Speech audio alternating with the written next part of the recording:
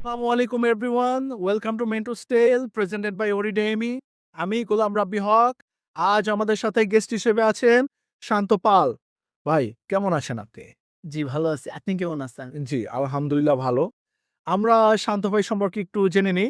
উনি হচ্ছেন lecturer of TNT university college এবং বাকিটুকু আমরা শান্ত ভাইয়ের মুখ থেকেই শুনবো। ভাই আপনার সম্পর্কে যদি কিছু বলতেন।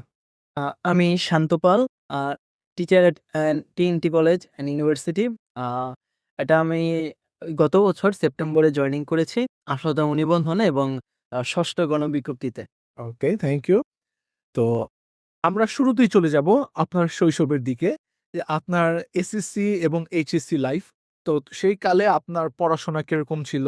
এবং কিভাবে আপনার এত আগ্রহ জাগলো পড়াশোনার প্রতি? এসএসসিতে আমি নারায়ণগঞ্জ হাই স্কুলে ছিলাম এবং এইচএসসিতে সরকারি তোলারাম কলেজের স্টুডেন্ট ছিলাম। তো পড়াশোনার প্রতি ছোটবেলা থেকে আমার একটু অনাগ্রহ ছিল। তো এসএসসিতে যখন দেখলাম আমার একটা ভালো রেজাল্ট হইছে, জিপিএ পার্ট পেয়েছিলাম।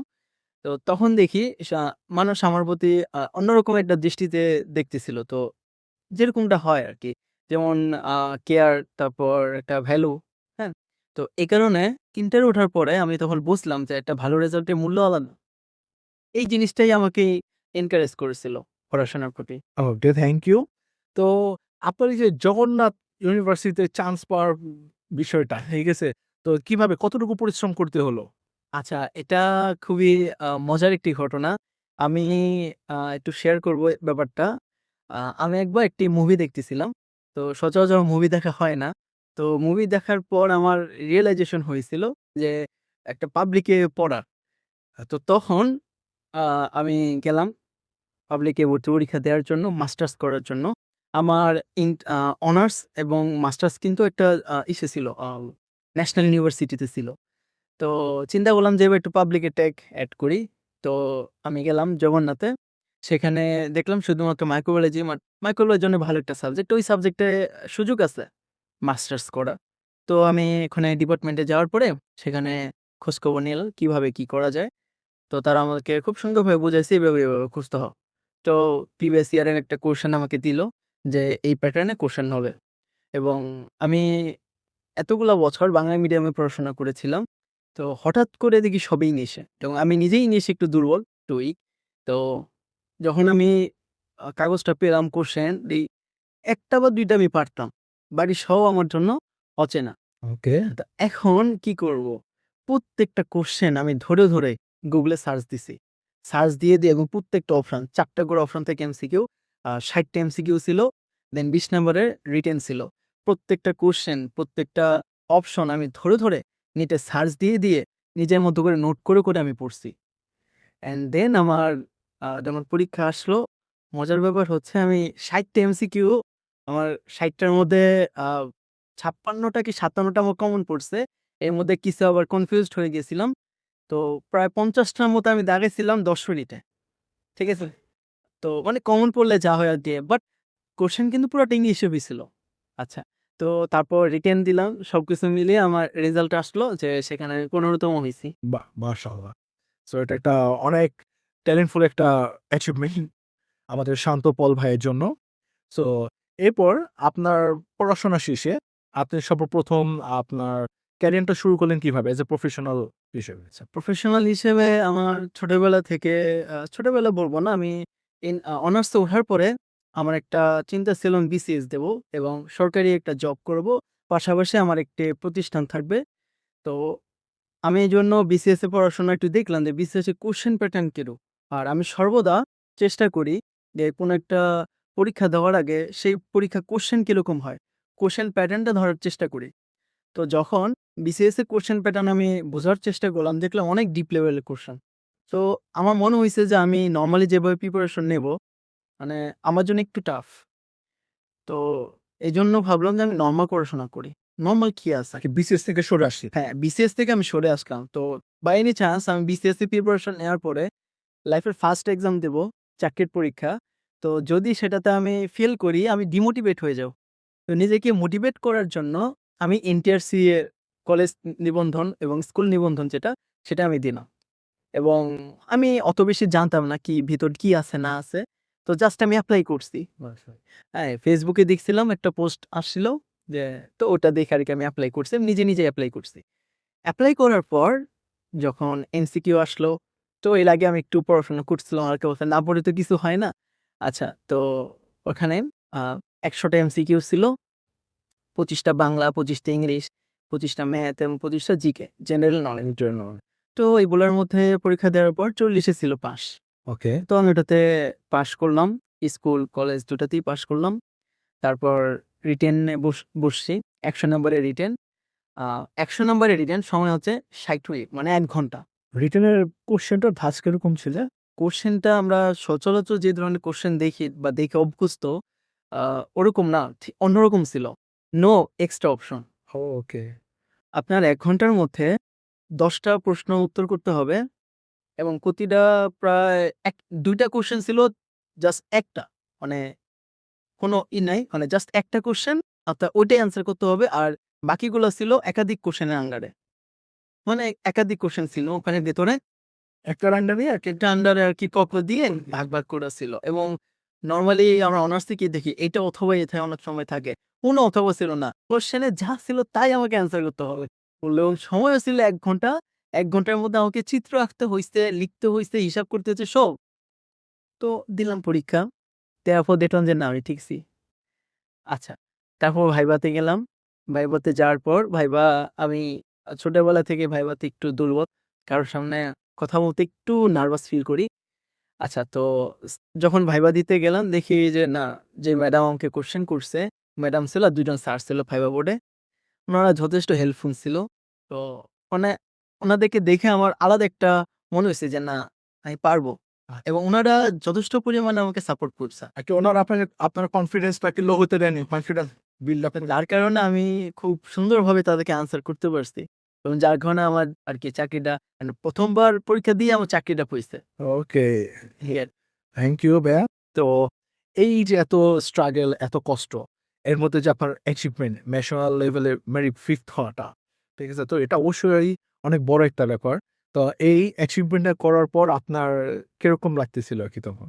আচ্ছা, আমি সচরাচর আ স্কুল বা কলেজ লেভেলে এরকম কোনো অ্যাচিভমেন্ট আমার হয় নাই। স্কুল লেভেলেও মনে করেন প্রায় ২০ এর মধ্যে ছিলাম। আর কলেজ লেভেলে তো মেরিট ওটা আসেই নাই। মানে তোলারাম কলেজ তো মেরিট ওইভাবে দেখা। আচ্ছা, ইউনিভার্সিটি লেভেলে আমার মনে আছে যতটুকু, যে আমাদের আ টোটাল যে এক্সাম হয় এর মধ্যে আমি নবম না কত যেন হইছিলাম। জাস্ট একবার দেখছিলাম যে মেরিট লিস্ট না নবম না সামথিং এরকম কিছু একটা হবে।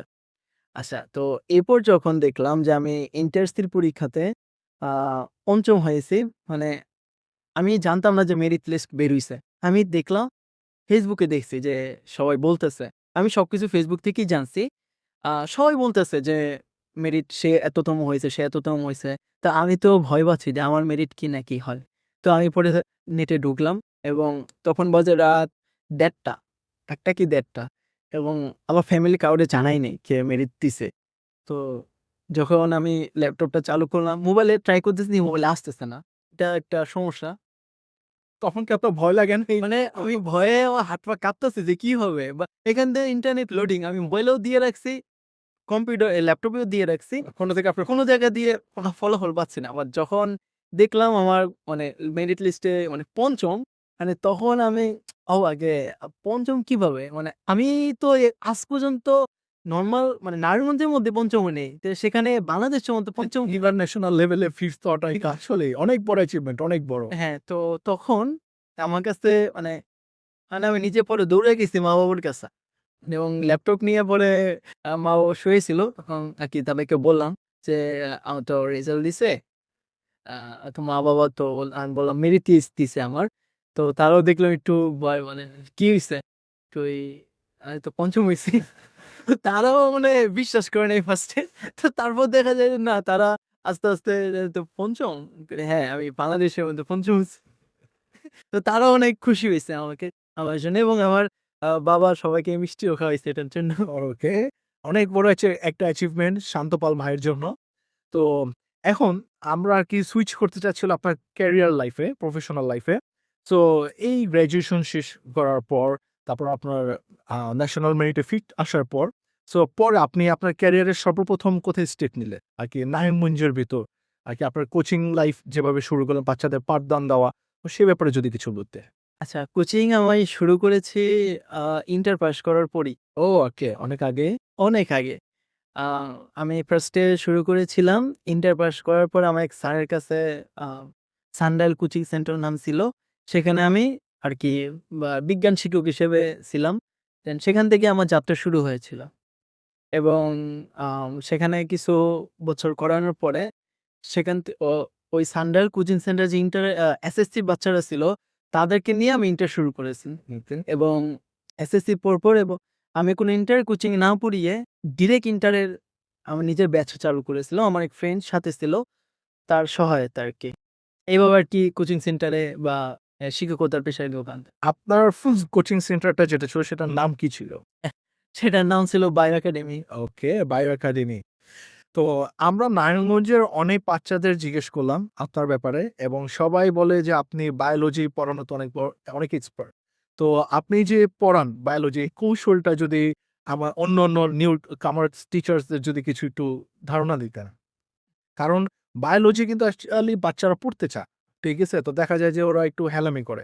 তো সবার থেকে জানলাম যে শান্ত স্যার অনেক ভালোভাবে বায়োলজি পড়ায়। তো এর পেছনে রহস্যটাই। আচ্ছা, রহস্য তেমন কিছুই না। আমি চেষ্টা করি তাদেরকে বোঝার জন্য। মেইন হচ্ছে আমি যখন একটা স্টুডেন্টকে বুঝাবো, তার আগে মাইন্ড সেটআপ বুঝতে হলো সে কি মাইন্ডে আছে। দেখা গেল সে আজকে অনেক আ ফ্রি মাইন্ডে আছে। তো তাকে একরকমভাবে ট্রিট করতে হবে। আবার দেখা গেল সে আজকে অনেক পেইন নিয়ে আছে। লাইক মা-বাবা বকাবকি করছে বা এরকম কিছু একটা। সো একটা দেখা যায় কি একটা ব্যাচের মধ্যে প্রায় ৩ থেকে ৪ রকম স্টুডেন্টস থাকে। তো এর মধ্যে সবাইকে মানে মেক্সিমাম যেরকম পাঠদানটা ওরকম করতে হবে। তো আমি সবসময় তাদেরকে আগে বোঝার চেষ্টা করি, তার মাইন্ড বোঝার চেষ্টা করি। তারপরে আমি আমার নলেজ দিয়ে আমার বায়োলজির যে নলেজ আছে সেটা আমি এপ্লাই করি।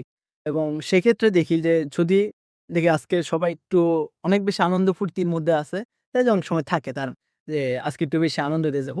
মানে কেন জানে না বাট এমনি। তো তখন আমি একটু নিজে মুড নিয়ে তারপর পড়াই।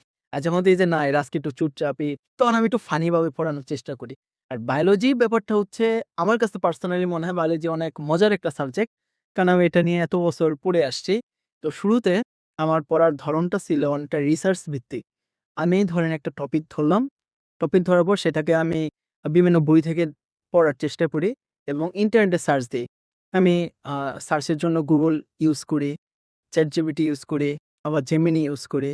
দেখা গেছে আমি একটা কনসেপ্ট বুঝছি না, তো সেক্ষেত্রে আমি অনলাইনে সার্চ দিয়ে সেটাকে বুঝে নিতে পারি। YouTube ভিডিও দেখি প্রচুর এবং মানে প্রচুর পরিমাণে আমি রিসার্চ করি এগুলো নিয়ে বিভিন্ন কনটেন্ট নিয়ে। এবং এই কারণে দেখা যায় যে সাধারণত বায়োলজির যেকোনো কোয়েশ্চেন আমাকে কেউ জিজ্ঞেস করলে তার কিছু না কিছু আনসার পায়। এজন্য হয়তোবা তাদের আ কিছুটা হলেও আমাকে আ ভালো লাগে। জি, অবশ্যই। কারণ বাচ্চাদের থেকে আপনার রিভিউ শুনছি, ঠিক আছে? যে ওদের কাছে এক কথায় কলেজ রোডে বায়োলজি মানেই শান্ত স্যার। ঠিক আছে? সো এটা আপনার জন্য অনেক বড় অ্যাচিভমেন্ট এবং বাচ্চাদের ক্ষেত্রেও যে আপনার কাছে শিক্ষা পাওয়াটা এটা ওদের বাচ্চাদের জন্য অনেক বড় অ্যাচিভমেন্ট।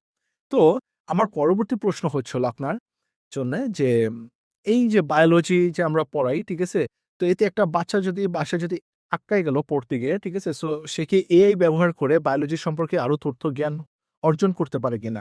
বাংলাদেশে অথবা ওয়ার্ল্ড বহির্বিশ্বে যে এআই ডেভেলপমেন্ট হচ্ছে, এতে বায়োলজিতে কিরকম ইমপ্যাক্ট পড়ে? আচ্ছা, আ এআই ব্যবহারে কিছুটা সতর্কতা অবলম্বন করা উচিত যদিও। বাট আমি একটু বলি এআই নিয়ে রিসেন্টলি একটা ভয়ানক না মানে আমাদের আম যেমন অ্যান্টিবায়োটিক রেজিস্ট্যান্স এর নাম তো জানা আছে যে অ্যান্টিবায়োটিক গুলা যখন আমাদের বডিতে কাজ করে না, তখন অ্যান্টিবায়োটিক রেজিস্ট্যান্ট হয়ে যায়। তো রিসেন্টলি একটা গবেষণা হয়েছিল। এই গবেষণায় অ্যান্টিবায়োটিক রেজিস্ট্যান্স এর জন্য কোনো মেডিসিন আমরা তৈরি করতে পারতেছিলাম না। তো তখন একটা এআই তৈরি করা হয়েছিল। ইভো 2 এরকম কিছু একটা নামে একটা এআই তৈরি করা হয়েছে। ওই এআই আমাদেরকে বলে দিছে যে কিভাবে আমরা অ্যান্টিবায়োটিক তৈরি করব। এবং এটার মাধ্যমে ইকোলাই একটা ব্যাকটেরিয়া, এই ব্যাকটেরিয়ার প্রায় অনেকগুলা আ ১২ টা না কয়টা জেনারেশনের আপনার রেজিস্ট্যান্ট জেনারেশনের আ ই মেরে ফেলতে সক্ষম হয়েছিল। ঠিক আছে? তো সেক্ষেত্রে বলব উচ্চশিক্ষার জন্য এআইটা ইউজ করা উচিত। বাট এসএসসি বা এইচএসসি লেভেলে ওরা যদি এখন থেকে এআই পেয়ে যায়, সেক্ষেত্রে ওদের জন্য ব্যাপার হচ্ছে ওরা নিজেরা চিন্তা করার ক্ষমতা হারাবে। ওকে। কারণ ওরা যদি এখন থেকে এআই ইউজ করা শুরু করে, দেখা গেছে তারা নিজের ব্রেইনকে ইউটিলাইজ করতে পারবে না। আমি একটা টপিক পড়তে গিয়ে সমস্যায় পড়েছি, অবশ্যই সেটা ফার্স্ট আমার নিজেকে সলভ করতে হবে। আমার হাতে যদি রিসোর্স থাকে আমি নিজের ব্রেইনটাকে ইউটিলাইজ করব না। স্বাভাবিক ব্যাপার। জি। এইজন্য আমার মতে আ এসএসসি এবং এইচএসসি লেভেলে এআইটা ইউজ না করাটাই বেটার। ওকে। Thank you. তো শান্ত ভাই, আমাদের পরবর্তী প্রশ্ন হচ্ছে, এই যে এআই রিলেটেড থেকে আমরা বের হয়ে একটা বাচ্চাকে আপনি বলবেন যে নিজে সম্পূর্ণ নিজের মেধাটাকে খাটিয়ে জিনিসগুলোকে এনালাইসিস করে বের করা। সো যারা ভার্সিটি লেভেলের, তো তাদের বড় প্রজেক্ট দেওয়া হয়, অ্যাসাইনমেন্টস দেওয়া হয়। তো সেই ক্ষেত্রে আমরা যে এআই গুলো ইউজ করি, সেগুলোকে বায়োলজিক্যাল আপনার বিভিন্ন অ্যাসেসমেন্টস গুলোকে কমপ্লিট করতে গিয়ে সম্পূর্ণরূপে হেল্প করে? হ্যাঁ, এটা অবশ্যই হেল্প করে। যেমন আমি যখন জগন্নাথে পড়েছিলাম মাইক্রোবায়োলজিতে, আমি আমার প্রতিটা এক্সামের কনটেন্ট গুলো আমি এআই দিয়ে তৈরি করে দেন আমি পড়েছি। আচ্ছা। এবং আমাকে এটা অনেক হেল্প করছে। বিশেষ করে আমি একটা আ ফার্স্ট এ একটা টপিককে আমি Google এ সার্চ দেই। দেওয়ার পরে এটা বোঝার চেষ্টা করি। না বুঝে সেটা YouTube এ সার্চ দিয়ে দেখি, ভিডিও দেখি বিভিন্ন। আ দেন যখন পুরা জিনিসটা আমার বুঝতে সমস্যা হয়, তখন আমি এআই কে বলি যে, "এই জিনিসটাকে আমাকে একটু সহজ করে দাও।" আমি কিন্তু ডিরেক্ট এআই তে যাই না। আচ্ছা। আপনি সরাসরি কি এর উপর নির্ভর থাকেন? না। কারণ আমি যদি ওর উপরে নির্ভর হয়ে যাই, তখন কিন্তু আমার ব্রেইন কাজ করা অফ করে দেবে। জি। নিজের চিন্তা করা আমাদের কিন্তু প্রত্যেকের একটা নিজস্ব চিন্তা করার ক্ষমতা আছে। আমাদের সেই ক্ষমতাটা নষ্ট হয়ে যাবে। এজন্য আমি ফার্স্ট এ Google এ সার্চ দেই বা YouTube এ সার্চ দেই, আরেকজন কি চিন্তা করতেছে তার উপরে। যদি এগুলো আমি বুঝতে না পারি, ইন দ্যাট কেস আমি এআই তে যাই। এবং দেখা যায় যে এআই তে যখন আমি ঢুকি প্রায় অলরেডি আমি এটার সম্পর্কে অনেক কিছু জানি। কারণ Chrome এ সার্চ দেয়া আছে, YouTube এ সার্চ দেয়া আছে। মোটামুটি কিছু ধরনের নলেজ আমার গেইন করা আছে। যখন আমি এআই তে যাই, ChatGPT হোক বা Gemini হোক, তো তখন আমি আরকি বুঝতে পারি এবং এআই কিন্তু বেশ কিছু ভুল ইনফরমেশনও দেয়। ঠিক আছে? তো তখন আমি বুঝতে পারি যে কোনটা সঠিক, কোনটা রাইট, কোনটা কি। Thank you.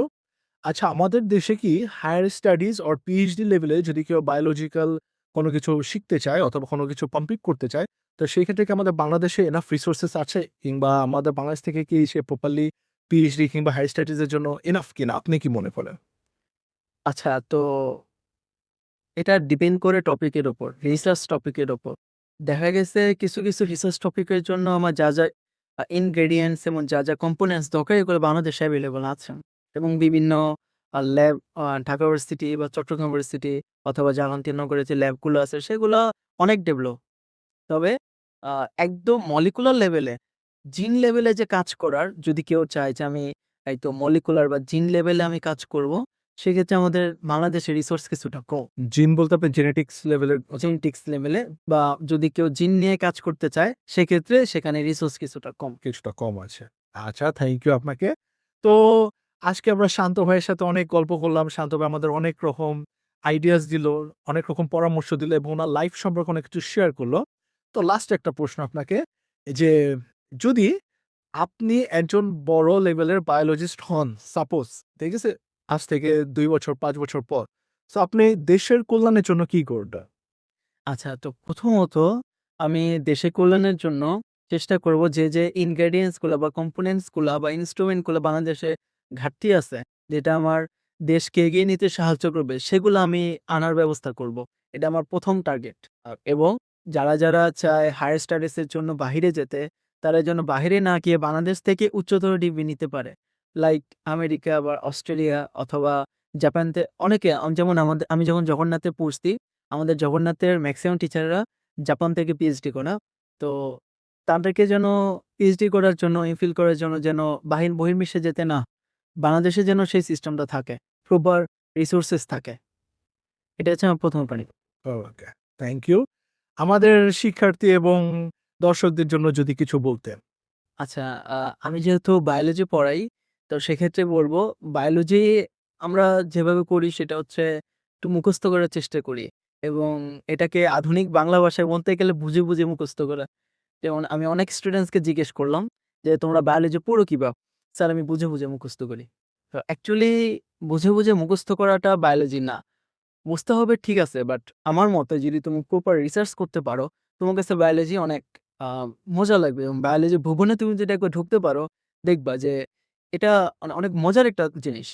লাইক আ আমি যখন বায়োলজি শুরু করি, আমি ইন্টারমিডিয়েটে একজন ডাক্তারের কাছে পড়েছিলাম। তো তার মাধ্যমে আমি বায়োলজির মজাটা অ্যাকচুয়ালি ক্লিয়ার করতে পারছি। ডাক্তার কনক কুমার সাহা, তার নামটা নিচ্ছি। স্যারের কারণে আমি আরকি বর্তমানে বলতে পারবো যে আমি এই পর্যায়ে আসছি এবং এনটিআরসিতে আমার যে 5th হয়েছিলাম, আ সেটা কিন্তু আ সেখানেও স্যারের কিছুটা আ কে আ ক্রেডিট আছে। তার কারণ হচ্ছে স্যার আমাদেরকে ওই রিসার্চ ভিত্তিক পড়াটা দেখাইছে এবং আমি যখন পরীক্ষা দিছি তার আগে আমি মানে আমি যখন রিটেন পরীক্ষায় বসছি, তার আগের দিন আমি কোনো প্রিপারেশন নিইনি। উইথআউট প্রিপারেশন এ আমি রিটেন পরীক্ষা দিয়ে বসছি। তার কারণ হচ্ছে আমাদের বাড়িতে সেদিন পরীক্ষার আগের দিন আমাদের বাড়িতে আ আপনার অনেক গেস্ট আসছিল। কারণ পরের দিন পুজো ছিল। আমাদের বাড়িতে বাৎসরিক একটি পুজো হয়। ওই পুজোর দিন আমার পরীক্ষা পড়ছে। তো আগের দিন অনেক মানুষজন ছিল। তো অনেক কাজ ছিল। যেহেতু আমাদের একাই সবকিছু করতে হয়েছিল। তো এই কারণে দেখা গেছে আমি আগের দিন পড়াশোনা করতে পারি নাই। বাট আমি হতাশ ছিলাম না। কারণ বায়োলজি আমি রিসার্চ করছি। আমি কিন্তু মুখস্থ করি নাই। মুখস্থ করলে আমি হতাশ থাকতাম। যেহেতু রিসার্চ করেছি, এজন্য আমার আগের দিন মোটামুটি না পড়ে জাস্ট হালকা পাতলা একটু বইটা উল্টাইছি। আবুল হাসান স্যারের বইটা একটু উল্টায়-পাল্টায় দেখছি। কারণ সবই তো আমার জানা। তাছাড়া আমি যখন স্টুডেন্ট থেকে পড়ে আমি চেষ্টা করি বই ছাড়া পড়াটা। তো মোটামুটি সবকিছু জানা, আমি জাস্ট উল্টাই দেখতেছি। হাইয়েস্ট গেলে কত হবে? আমি হাফ অ্যান আওয়ার এর মতো একটু দেখছি বইটা। পরের দিন আমি আ পরীক্ষা দিতে গেছি। তো আমি বলব বায়োলজি মুখস্থ না করে তোমরা একটু রিসার্চ করে পড়ার চেষ্টা করো। আর যদি তোমার কাছে বায়োলজিটা বোরিং লাগে, তুমি চেষ্টা করবা বিভিন্ন টেকনিক এবং মজা করে পড়তে। তো বায়োলজি মজা করে কিভাবে পড়তে হয় আ সেটার জন্য আরেকদিন না হয় বলি। Okay, thank you Shanta Pal. So thank you everyone. আজকে আমাদের গেস্ট ছিলেন শান্ত পাল ভাই। সো চোখ রাখুন অরিডেমির পর্দায় মেন্ট্রো স্টেল শোতে। Stay tune.